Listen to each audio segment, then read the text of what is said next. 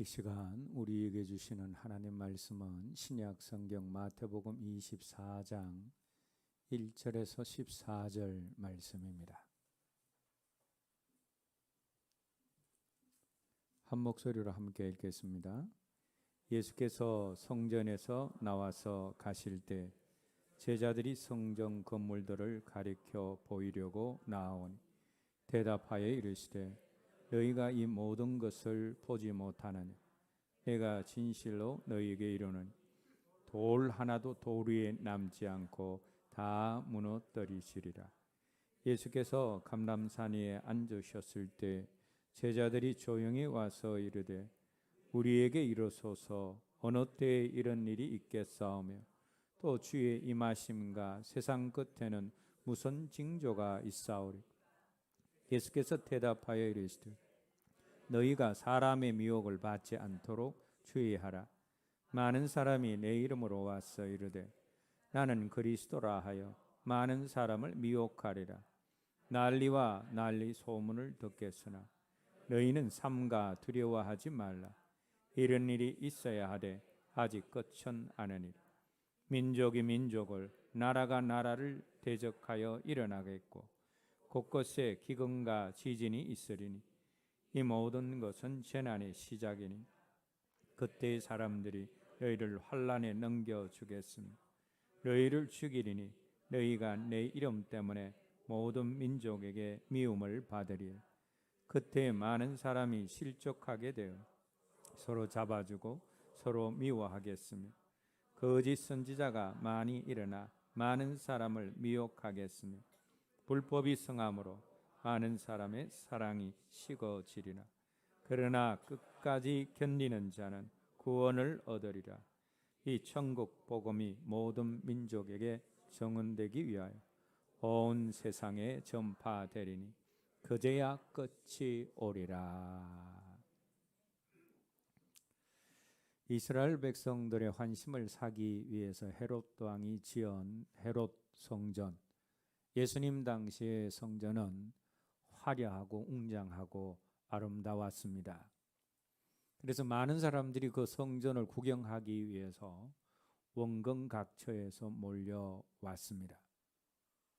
그런데 성전을 구경하러 온 많은 사람들이 돌과 또 흙물과 금으로 꾸며진 아름다운 성전을 향하여서 감탄을 발할 때에 우리 예수님이 돌 위에 돌 하나도 남지 않고 예루살렘 성전이 무너지리라 라는 충격적인 예언의 말씀을 하셨습니다.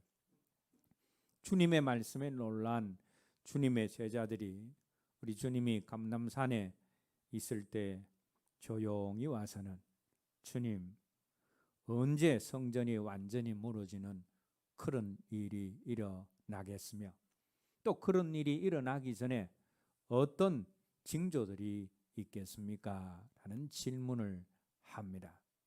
그러자 우리 예수님이 종말의 징조와 또 종말의 때를 기다리는 태도와 자세를 말씀하신 내용이 오늘 본문의 말씀입니다.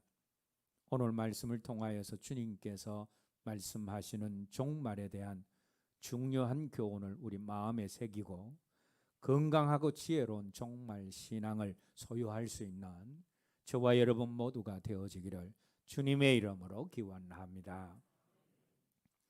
자, 오늘 본문 속에서 우리 주님이 제자들이 질문한 종말의 징조에 대해서 설명을 하시는데 먼저 오늘 본문 4절, 5절 말씀에서 주님은 종말의 때 미혹하는 자들이 있을 것인데 자신이 메시아라고 주장하는 사람이 많아질 것이고 그리고 그 누구도 종말의 때를 알 수가 없는데 종말의 때가 이때다 저때다 하면서 시한부 종말론을 말하는 자들이 많을 것이다 라고 주님이 말씀하셨습니다. 그리고 종말의 때가 오면 난리와 소요 즉 재난들이 많이 일어날 것이고 민족이 민족을 나라가 나라를 대적하며 전쟁이 일어날 것이고 큰 곳에 곳곳에 큰 지진과 전염병이 있을 것이다. 그렇게 말씀을 하셨습니다. 그것이 오늘 본문 6절에서 8절 말씀의 내용입니다.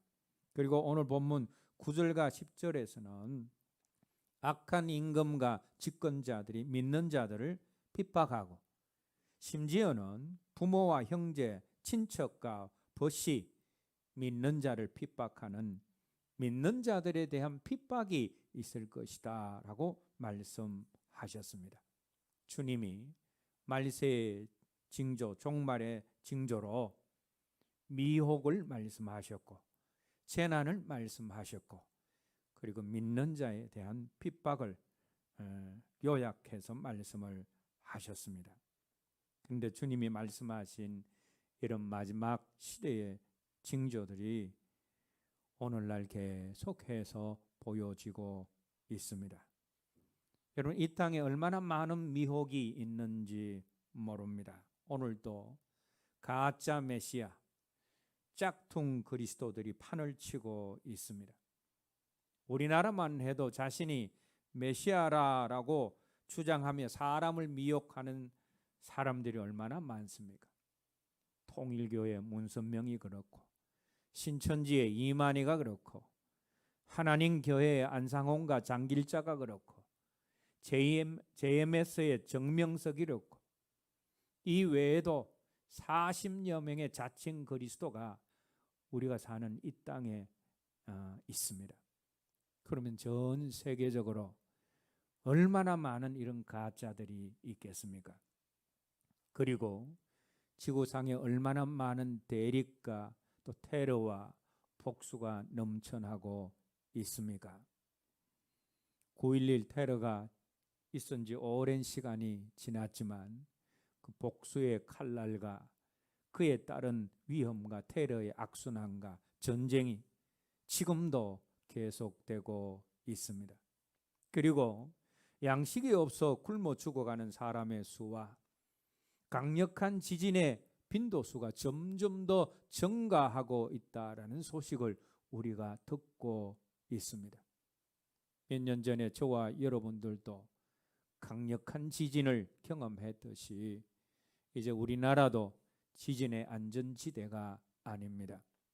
그리고 전에 없는 홍수들이 전 세계를 뒤덮고 있습니다. 세계 기상기구의 발표에 의하면 한 해 전 세계 80여 개국 이상에서 홍수가 발생하므로 수천 명의 사람들이 생명을 잃고 엄청난 재산 피해가 발생했습니다. 뿐만 아니라 전 세계적으로 전염병들이 발생하고 있습니다. 코로나 바이러스 등과 같은 바이러스로 말미암은 재난이 계속해서 증가될 것입니다. 아울러 신앙으로 인한 핍박은 주님 이후에 계속되었고 아직도 신앙 때문에 핍박을 받고 순교당하는 일이 세상 곳곳에서 이어지고 있고 앞으로는 그런 일들이 더욱 심해져 갈 것입니다. 이런 모든 것들이 주님이 말씀하신 종말의 징조입니다. 자, 그런데 여러분, 이 세상에 나타나는 이런 종말의 징조보다 더 심각하고 중요한 종말 때에 문제가 있습니다. 미혹과 재난, 전쟁 그리고 핍박보다 더 심각하게 이 세상을 위협하고 또 그런 재난과 사건들의 원인이 되기도 하는 종말 때의 정말 중요한 문제를 오늘 본문 속에서 우리 주님이 말씀하셨습니다. 오늘 본문 10절 말씀 읽겠습니다. 그때에 많은 사람이 실족하게 되어 서로 잡아주고 서로 미워하겠으며 계속해서 12절 말씀입니다. 불법이 성함으로 많은 사람의 사랑이 식어지리라. 조금 전에 이 말씀들에서 주님이 말씀하신 종말 때에 가장 큰 문제가 무엇입니까?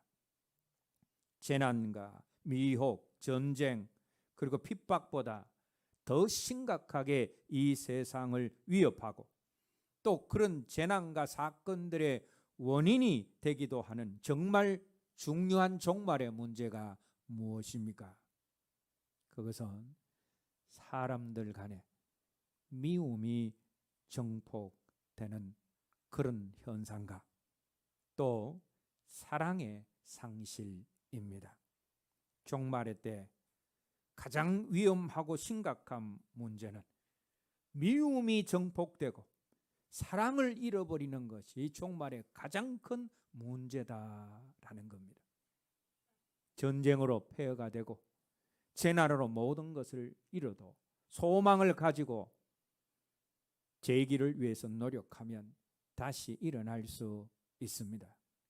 그러나 사랑을 잃으면 소망도 미래도 아무것도 없는 세상을 만들어 버립니다. 사람들은 자기 삶이나 세상 가운데서 사랑이 사라지고 없어질 때 비로소 이제는 정말 끝이고 이제는 진짜 절망이다라는 생각을 하게 되어집니다. 그래서 사랑이 식었을 때, 사랑을 찾을 수 없을 때 진정한 종말이 오게 되는 것입니다. 그러나 모든 것을 잃을지라도 사랑이 있으면 살아갈 만합니다. 밥을 먹지 못해도 사랑받으면 행복할 수 있습니다. 모든 것이 풍성하고 편안해져도 사랑이 없는 세상은 행복한 세상이 될 수 없습니다. 세상살이가 아무리 고달플지라도 사랑을 잃지 않으면 그래도 행복이 있고 즐거움이 있고 소망이 끊어지지 않습니다.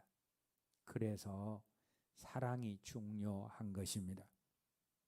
그리고 이 사랑은 모든 중요한 것의 핵심입니다. 주님이 오늘 본문 14절 말씀에서 천국 복음이 모든 민족에게 정언되기 위해서 온 세상에 전파되리니 그제야 끝이 오리라 하셨습니다. 그러면 여러분, 천국 복음이 이 세상에 전파되려면 무엇이 필요합니까? 훌륭한 교육을 받은 선교사나 그 선교사를 보내는 돈이나 프로그램이 아니다라는 겁니다. 그것보다도 더 중요한 것이 구령의 열정이고 영혼에 대한 사랑입니다. 사도 바울이 그 영혼에 대한 사랑 때문에 자신의 모든 것을 버리고 땅 끝까지 복음을 전할 각오로 생명을 걸었고, 영혼을 사랑했던 리빙스톤은 아프리카로, 영혼을 사랑했던 허드슨 테일러는 중국으로, 그리고 깜깜했던 우리나라에 영혼을 사랑하는 수많은 선교사들이 들어와서 자신의 생명까지 드렸습니다. 그래서 사랑은 온 세상에 복음과 천국을 선포하는 힘이 되어집니다. 복음 전파의 핵심이 뭐냐? 사랑이다라는 겁니다. 뿐만 아니라 사랑은 교회의 교회됨의 핵심입니다. 요한계시록 2장 3절 말씀에 보면 7 교회에 대한 주님의 평가와 권고가 나타납니다. 그런데 그 중에 첫 번째 교회인 에베소 교회는 믿음의 인내가 있고 악한 자를 용납하지 않는 순결한 교회였습니다. 그런데 그 교회를 향한 주님의 책망이 무엇이었습니까? 계시록 2장 4절 말씀에 의하면 그들이 처음 사랑을 버렸다 말씀하고 있습니다. 주님은 에베소 교회가 그 사랑을 다시 찾지 않으면 촛대를 옮기시겠다라고 경고를 하셨습니다. 교회의 핵심은 화려한 건물이나 많은 교인들의 숫자가 아니라 바로 사랑이다라는 것입니다. 사랑이 없으면 잘 지은 건물도 그 안에 있는 많은 사람도 무의미합니다. 그리고 사랑이 식어진 교회는 촛대가 옮겨지는 교회입니다. 사랑이 없는 교회는 교회다움을 상실한 교회이기 때문입니다. 교회의 교회됨의 중요한 핵심도 사랑이다라는 겁니다. 그리고 사랑이 식어지면 믿음의 문제로 이어집니다. 믿음 생활의 붕괴는 사랑이 식어지는 데서 나타납니다. 주님께 대한 사랑이 식어질 때 주님을 향한 수직적인 믿음이 붕괴가 되어집니다. 성도들에 대한 사랑이 식어질 때 주님의 권속들에 대한 수평적인 믿음이 붕괴되어집니다. 그래서 우리 믿음의 온전함을 확인하려면 주님께 대한 사랑과 다른 사람에 대한 사랑을 확인하면 됩니다. 그리고 사랑이 식어지고 사랑이 사라진 세상은 이미 지옥과 같습니다. 지옥에 굳이 가지 않아도 사랑이 식어진 곳 그 자체가 지옥입니다. 사랑이 식어진 가정이 지옥이고, 사랑이 식어진 공동체가 지옥이고, 사랑이 사라진 교회가 이미 지옥입니다. 사랑이 없는 세상은 아무리 먹을 것이 풍성하고 아무리 물질적으로 넉넉해도 사람이 행복을 느낄 수 없는 곳이 되어집니다. 능력과 지식이 있고 큰 일을 하는 것 같아도 사랑이 상실된 사람의 모습 속에 천국은 없습니다. 천국의 핵심이 사랑이기 때문입니다.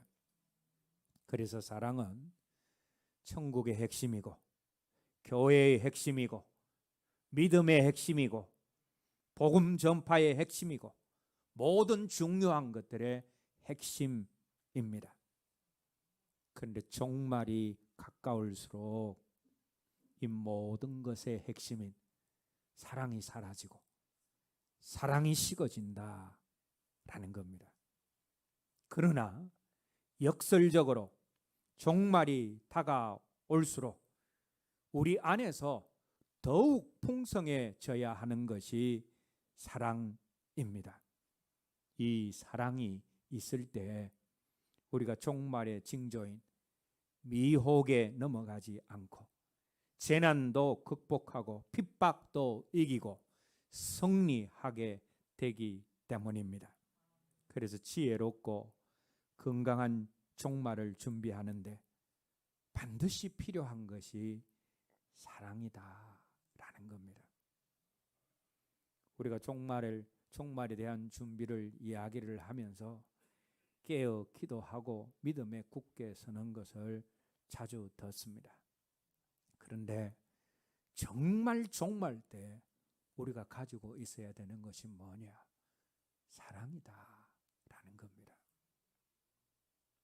자, 그러면 우리가 종말을 준비하는데 사랑이 필요한데, 그럼 구체적으로 종말의 때에 우리가 어떤 사랑을 가지고 있어야 합니까?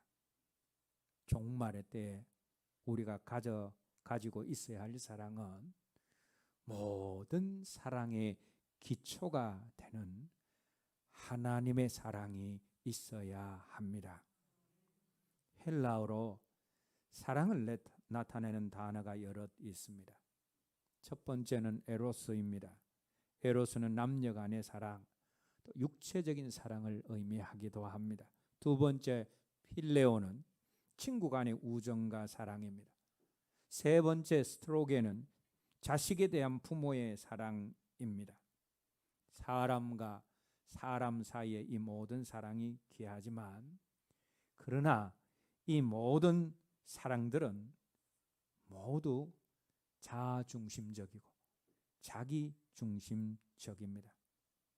그래서 자기를 뛰어넘지 못합니다.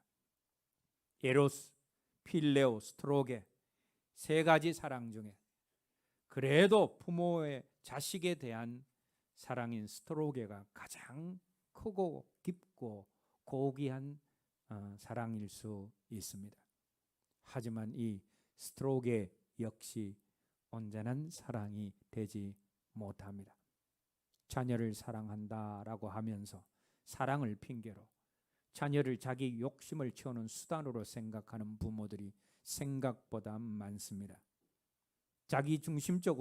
자기중심적인 사랑으로 자녀들에게 상처를 주는 부모들이 많습니다. 그리고 이 스트로게는 혈연을 결코 뛰어넘지 못합니다. 내 피가 섞인 내 자식만 사랑합니다. 다른 사람의 자녀를 내 자녀처럼 사랑하지 않습니다. 그래서 스트로게 역시 이기적이고 제한적인 사랑입니다. 여러분, 왜 이렇게 에로스, 필레오, 스트로게 같은 인간적인 사랑이 부족하고 연약하고 이기적이고 제한적인 사랑일 수밖에 없습니까? 이 모든 사랑이 하나님을 온전히 향하지 못하는 우리의 부족한 혼과 몸에서 나오는 사랑이기 때문입니다. 그런데 가장 자기중심적이지 않고 제한적이지 않은 이타적이고 무제한적인 사랑이 있습니다. 우리의 부족한 혼과 몸이 아니라 우리의 영에서 나오는 사랑이 있습니다. 그것이 바로 하나님의 사랑입니다.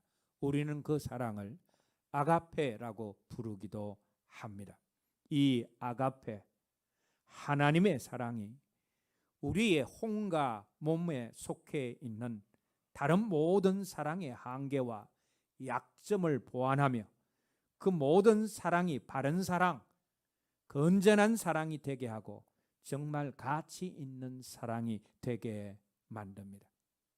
그래서 우리가 인생을 살아가면서 가장 우선적으로 추구해야 하는 사랑이 있다면 그것은 하나님 사랑입니다. 그리고 종말의 때에 정말 우리에게 필요한 강력한 사랑이 바로 이 하나님의 사랑입니다. 근데 참으로 감사한 것은 이 하나님의 사랑이 우리가 예수 믿고 영접해서 거듭났을 때 이미 우리 영 안에 부어져 있다라는 것입니다. 우리가 우리 육신의 부모로부터 태어날 때에 우리는 우리 부모들의 성품과 성격과 기질을 유전적으로 가지고 태어납니다. 마찬가지로 우리가 성령으로 말미암아 하나님의 자녀로 태어나서 거듭날 때에 하나님의 성품인 하나님의 사랑, 아가페의 사랑을 가지고 거듭나게 되어집니다. 그래서 하나님의 사랑은 우리가 거듭났을 때 이미 우리 영 안에 부어져 있습니다. 로마서 5장 5절 말씀 읽겠습니다. 소망이 우리를 부끄럽게 하지 아니함은 우리에게 주신 성령으로 말미암아 하나님의 사랑이 우리 마음에 부은 바 됨이니. 이 말씀에 의하면 성령으로 말미암아 하나님의 사랑이 우리 마음에 부은 바 되었다라고 말씀하고 있습니다. 여기서 마음에 부은 바 되었다라는 것은 우리 영에 부은 바 되었다라는 의미입니다. 그래서 다른 인간적인 사랑은 혼적이고 육적인 사랑이라면 아가페, 하나님의 사랑은 우리 영에 부어진 영적인 사랑입니다. 우리가 성령으로 말미암아 하나님의 자녀로 거듭날 때에 하나님의 성품인 하나님의 사랑이 이미 우리 영 안에 부어져 있습니다. 그래서 우리가 하나님께 하나님, 내게 하나님의 사랑을 주십시오, 내게 아가페의 사랑을 부어 주십시오 하면서 하나님의 사랑을 구할 필요가 없습니다. 왜 그렇습니까? 우리가 거듭났을 때, 하나님의 자녀가 되었을 때 이미 우리 영 안에 하나님의 사랑이 부어져 있기 때문입니다. 하나님의 사랑이 이미 우리 영 안에 풍성히 부어져 있는데, 근데 문제는 왜 우리 삶에, 우리 모습에 이 아가페의 사랑, 하나님의 사랑이 잘 나타나지 않느냐라는 것입니다. 사랑은 오래 참고라고 했는데 우리는 잠깐 참기는 하지만 오래 참지 못합니다. 사랑은 언제나 온유하고라고 했는데 우리는 작은 일 때문에 시시때때로 온유함을 잃어버릴 때가 많습니다. 사랑은 시기하지 않고 했는데 우리는 사촌이 땅을 사도 배가 아픕니다. 사랑은 자랑하지 않고라고 했는데 우리가 무엇 조금 잘한 것이 있으면 그것을 드러내고 자랑하고 싶은 마음이 가득합니다. 사랑은 교만하지 않고라고 했는데 시도 때도 없이 내 의지와 상관없이 교만이 목을 내밉니다. 사랑은 무례히 행치 않고라고 했는데 때로는 몰라서 때로는 알고도 무례하게 행합니다. 사랑은 자기의 유익을 구하지 않는다라고 했는데 우리 말과 행동에는 자기 유익을 구하는 자기중심적인 말과 행동이 얼마나 많은지 모릅니다. 사랑은 성내지 아니하고 악한 것을 생각지 않는다라고 했는데 아내에게 남편에게 자녀들에게 아무것도 아닌 일에 성을 내고 시시때때로 악한 생각을 합니다. 사랑은 불의를 기뻐하지 아니하며 진리와 함께 기뻐한다라고 했는데 때때로 우리는 진리를 기뻐하지 않고 불의를 좋아하고 불의를 기뻐합니다. 사랑은 모든 것을 참으며 모든 것을 믿으며 모든 것을 바라며 모든 것을 견딘다라고 했는데 우린 참을 수 있는 것만 참고 내가 믿고 싶은 것만 믿고 내가 원하는 것만 바라고 견디고 싶은 것들만 견딥니다. 하나님의 사랑이, 그 크고 위대한 하나님의 사랑이 내 안에, 내 영 안에 이미 부어져 있는데 왜 내 모습 속에, 내 삶 속에, 내 혼과 몸 속에 하나님의 사랑이 잘 나타나지 않느냐라는 것입니다.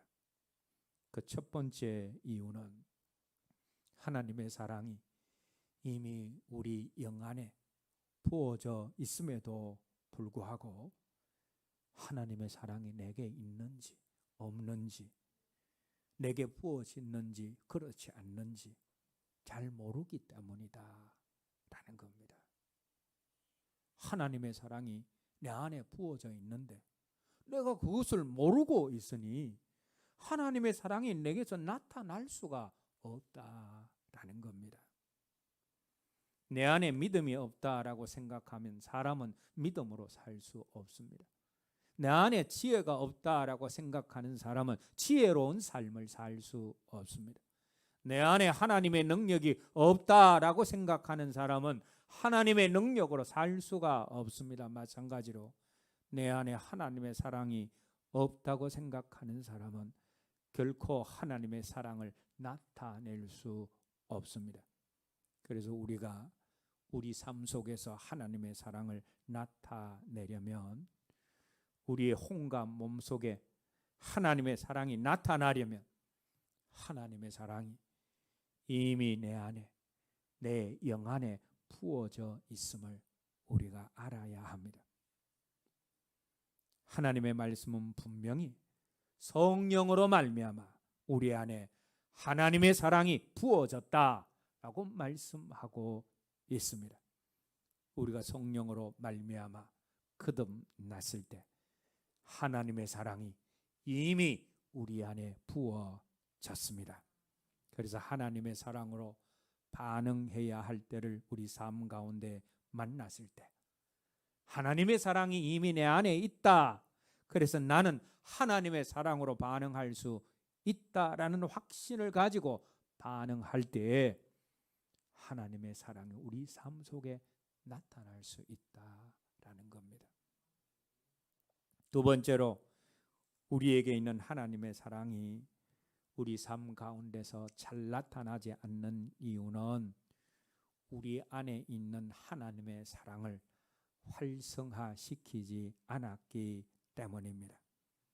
근데 여러분, 우리 안에 있는 하나님의 사랑을 활성화시키는 것이 어떤 것입니까? 우리가 무엇으로 내 안에 있는, 우리 안에 있는 하나님의 사랑을 활성화시킬 수 있습니까? 감사로 하나님의 사랑을 활성화시킬 수 있습니다.